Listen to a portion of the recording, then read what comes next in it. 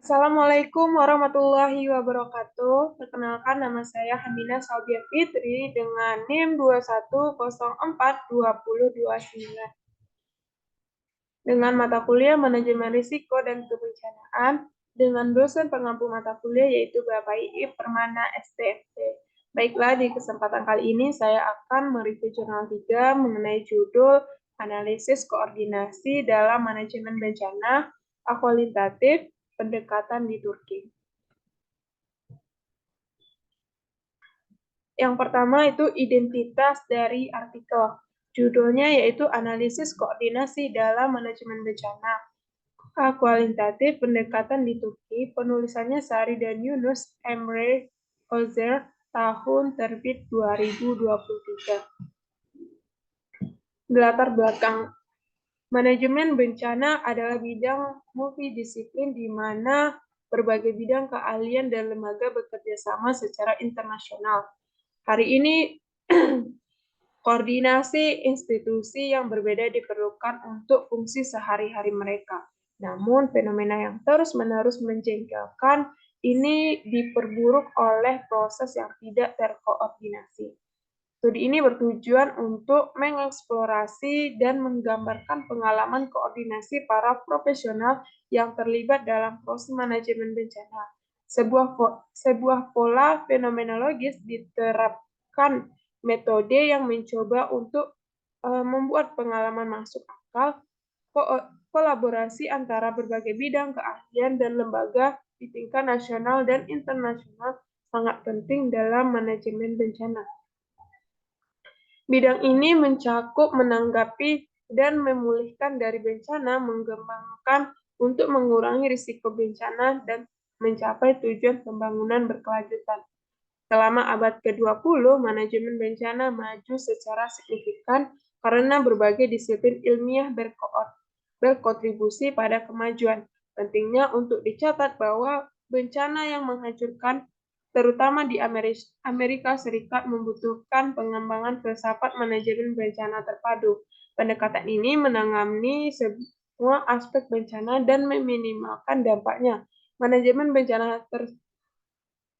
bencana terdiri dari 4 komponen utama: mitigasi, persiapan, respon, dan pemulihan.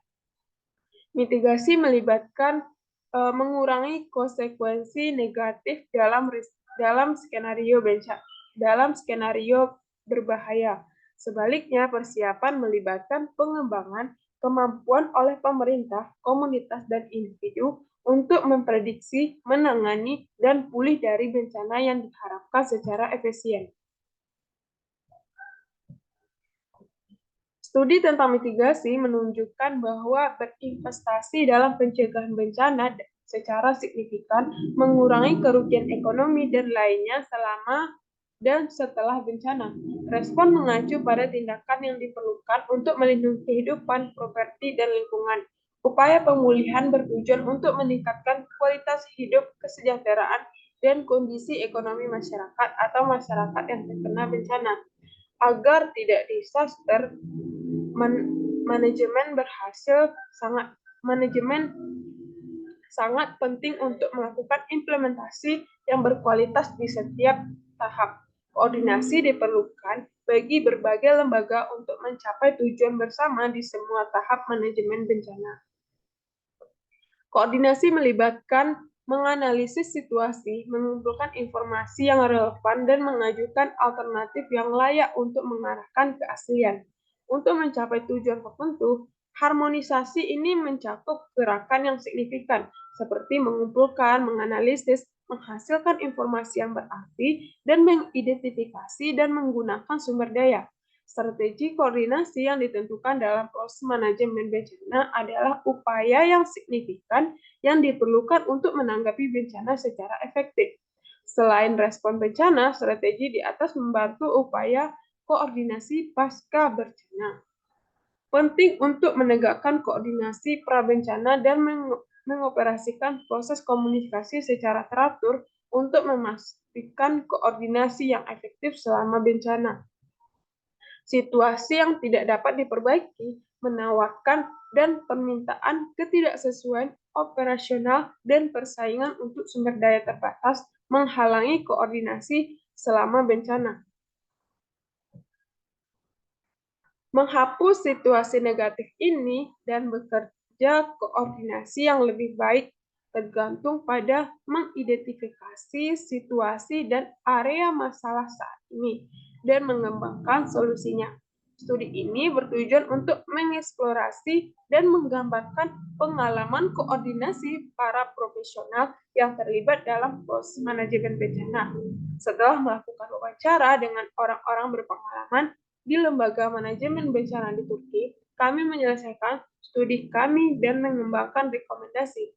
Pendekatan yang digunakan dalam penelitian ini dapat berfungsi sebagai model untuk penelitian masa depan untuk mengidentifikasi masalah koordinasi dalam manajemen bencana dan mengembangkan solusi praktis pada skala global.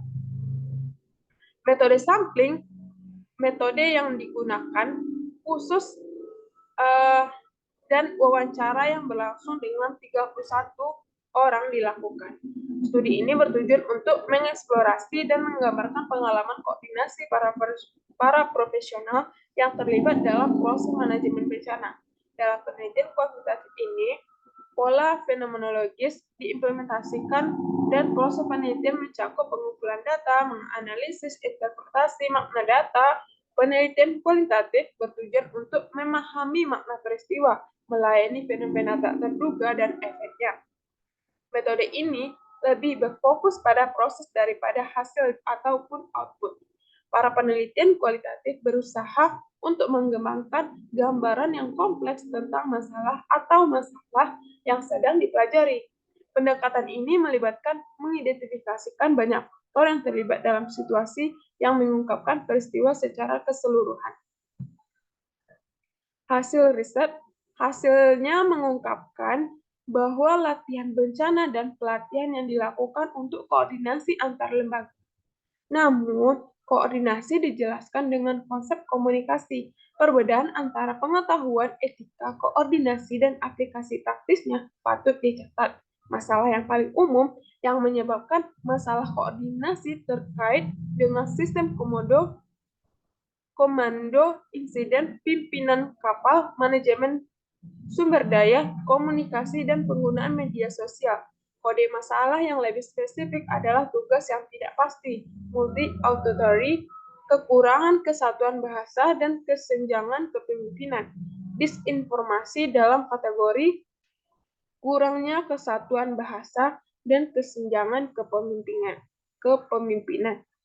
Disinformasi dalam kategori media sosial muncul berbagai masalah koordinasi, namun telah dinyatakan secara intens bahwa media sosial harus digunakan untuk berbagi informasi yang cepat. Ia dapat menerima pelatihan kepemimpinan dan menginteraksikan media sosial ke dalam proses koordinasi untuk meningkatkan manajemen risiko bencana. Ini akan membantu dalam pemahaman yang lebih baik dan pelaksanaan langkah-langkah yang diperlukan. Baiklah, sekian yang dapat saya jelaskan. Apabila ada kesalahan atau kekurangan, saya mohon maaf. Saya akhiri. Wabillahi taufiq wal hidayah. Assalamualaikum warahmatullahi wabarakatuh.